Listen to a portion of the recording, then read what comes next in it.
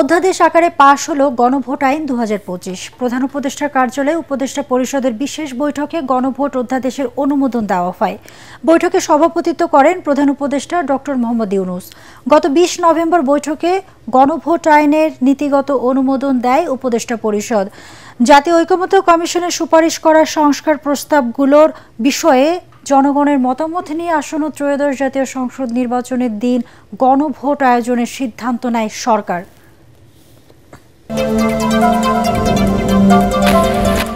রাজনীতির সাথে জড়িত কাউকে নির্বাচন পর্যবেক্ষণে যুক্ত করা হবে না বলে জানিয়েছেন প্রধান নির্বাচন কমিশনার এএমএম নাসির উদ্দিন। সকালে রাজধানীর আগারগাঁওয়ে নির্বাচন ভবনে 40টি নির্বাচন পর্যবেক্ষক সংস্থার সাথে সংলাপের সূচনা বক্তব্যে তিনি এসব কথা জানান। সিইসি বলেন, নির্বাচন পর্যবেক্ষণের দায়িত্ব পালনকারীরা রাজনৈতিক দলের পক্ষপাতিত্ব করলে তাদেরই সুনাম নষ্ট হবে। সংশ্লিষ্টরা সঠিক দায়িত্ব পালন না করলে ভালো নির্বাচন হবে না জানিয়ে তিনি বলেন, স্বচ্ছ নির্বাচন করতে হলে সবাইকে আইন সম্পর্কে ভালো ধারণা রাখতে হবে। জাতির কাছে ইসির ওয়াদা পূরণে নির্বাচন পর্যবেক্ষক সহ সংশ্লিষ্ট সবার সহায়তা চান তিনি। সিইসি বলেন, সবার আইন মেনে নির্বাচনী দায়িত্ব পালন করছে কিনা সেই বিষয়টি পর্যবেক্ষণে রাখা হবে। নির্বাচনে এআই বা কৃত্রিম বুদ্ধিমত্তার ঝুঁকি থাকায় ডিজিটাল নজরদারির দাবি জানিয়েছেন পর্যবেক্ষকরা। বিকালে আরও 41টি নির্বাচন পর্যবেক্ষক সংস্থার সাথে সংলাপে বসবে কমিশন। টানা তৃতীয়বার অর্জন করেছে দেশের সেরা সুপার ব্র্যান্ড স্বীকৃতি বসুন্ধরা টিস্যু। জুলাই গণ আন্দোলনে কুষ্টিয়ায় 6 জনকে হত্যার ঘটনায় মানবতা বিরোধী অপরাধের মামলায় আওয়ামী লীগের যুগ্ম সাধারণ সম্পাদক মাহবুবুল আলম হানিফ সহ 4 জনের বিরুদ্ধে সূচনা বক্তব্য শেষ করেছে প্রসিকিউশন।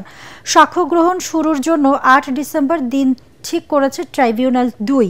এই মামলার মোট সাক্ষী 38 জন। হানিফ ছাড়া মামলার অপর 3 আসামি হলেন কুষ্টিয়া জেলা আওয়ামী লীগের সভাপতি সদর উদ্দিন খান, সাধারণ সম্পাদক আসগর আলী এবং শহর আওয়ামী লীগের সাধারণ সম্পাদক আতাউর রহমান আতা।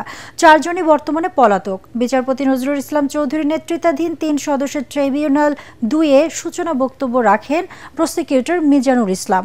এর আগে এসব হত্যার ঘটনায় মানবতা বিরোধী অপরাধের মামলায় কার্যক্রম নিষিদ্ধ আওয়ামী লীগের যুগ্ম সাধারণ সম্পাদক মাহবুবুল আলম হানিফ সহ 4 আসামির বিরুদ্ধে আনুষ্ঠানিক অভিযোগ গঠনের আদেশ দেন ট্রাইব্যুনাল। একই সাথে মামলায় সূচনা বক্তব্য উপস্থাপনের জন্য 25 নভেম্বর দিন ধার্য করেন ট্রাইব্যুনাল। 47তম বিসিএস লিখিত পরীক্ষার সময়সূচি পেছানোর দাবিতে ঢাকা আরিচা মহাসড়ক অবরোধ করে বিক্ষোভ করছেন চাকরি প্রত্যাশী জাহাঙ্গীরনগর বিশ্ববিদ্যালয়ের শিক্ষার্থীরা। দুপুর 12টার দিকে মহাসড়কের ডেইরি গেজ এলাকায় অবরোধ করেন তারা। এ সময় মহাসড়কের উভয় পাশে আটকা পড়ে কয়েকশো যানবাহন। এতে চরম দুর্ভোগে পড়েন যাত্রীরা। অবিলম্বে দাবি মানা না হলে কঠোর কর্মসূচির হুঁশিয়ারি দিয়েছেন আন্দোলনকারীরা।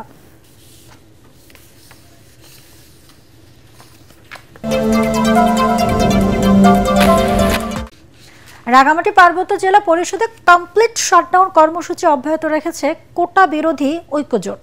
আন্দোলনের দ্বিতীয় দিনে সকাল থেকে জেলা পরিষদের মূল ফটক সহ অফিসের প্রবেশ গেট বন্ধ করে অবস্থান কর্মসূচি পালন করছেন আন্দোলনকারীরা। কোটা বৈষম্য, প্রশ্ন জালিয়াতি, পরীক্ষার ফল প্রকাশে জালিয়াতি, নিয়োগ বাণিজ্য বন্ধ ও নভেম্বর মাসের মধ্যে শিক্ষক নিয়োগের দাবিতে রাঙামাটি পার্বত্য জেলা পরিষদে কমপ্লিট শাটডাউন কর্মসূচি পালন করছে তারা। দাবি মানা না পর্যন্ত জেলা পরিষদ শাটডাউন কর্মসূচি অব্যাহত থাকবে বলে জানিয়েছেন কোটা বিরোধী ঐক্যজোট নেতারা।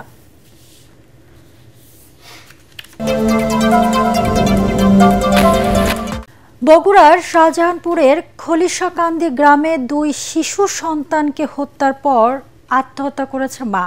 পুলিশ জানায়, সেনা সদস্য শাহাদাত হোসেন কাজলের স্ত্রী সাদিয়া বেগম সকালে নিজ ঘরে 2 শিশু সন্তান সাইফ এবং সাইফাকে বটি দিয়ে জবাই করে হত্যা করে।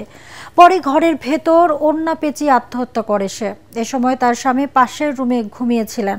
সাদিয়া বেগমের পরিবারের দাবি তাকে হত্যা করা হয়েছে।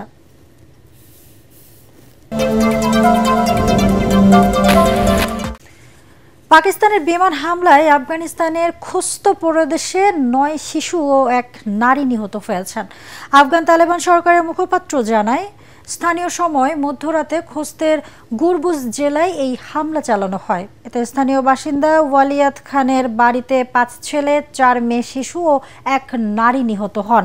সম্পূর্ণ ধ্বংস হয়ে যায় বাড়িটিও।